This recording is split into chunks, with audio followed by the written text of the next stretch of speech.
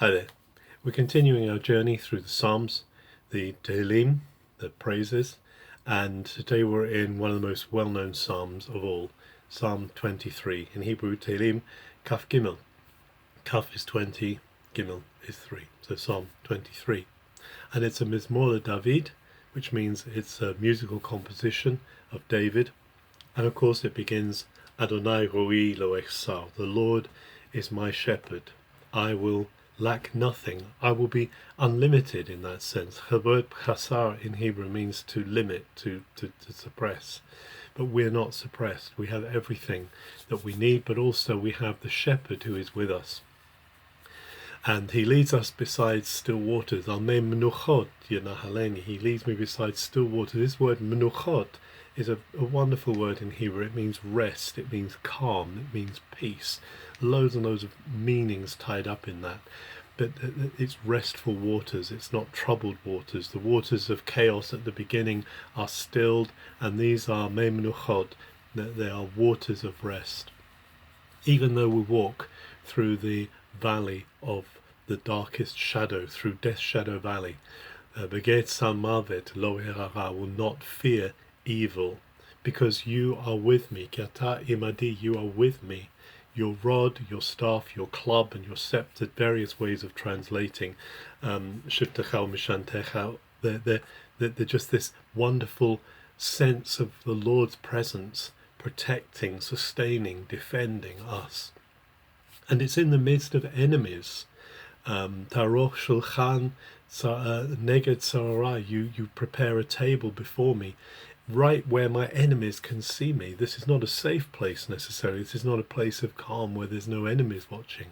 This is a place where the enemies can actually see. But Dishanta Bashemen Roshi, you anoint my head with oil. Oil was very important in ancient times for protection against the burning sun. It was that which stopped everyone drying up, and the shemen is obviously the oil is the picture of the Holy Spirit. You anoint my head with oil. Kosi Revaya, my cup is overflowing. My cup is full to the brim, some translations would say, and I can't get any more into it. I'm just full of your presence. And then these amazing words towards the end of the psalm, Ach tov v'chesed, surely goodness, tov, this very thing that is the nature of God, because God himself is good. Kitov Adonai, for the Lord is good.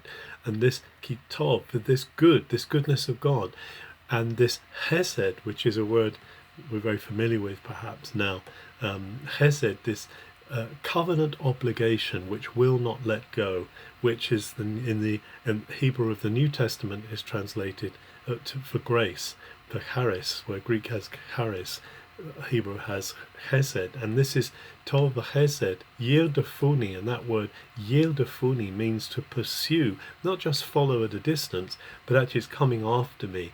It will constantly be behind me, constantly be at my back, constantly be at my heels. V'shavti bevet Adonai, and I will live, I will dwell, I will reside in the house of the Lord, le'orech yamim, for the length of days, not just for 1 or 2 days, and we have forever in our English translation, but it's for the length of days. It's that period, it's that longness, that length, that longevity of God's presence which the singer is celebrating.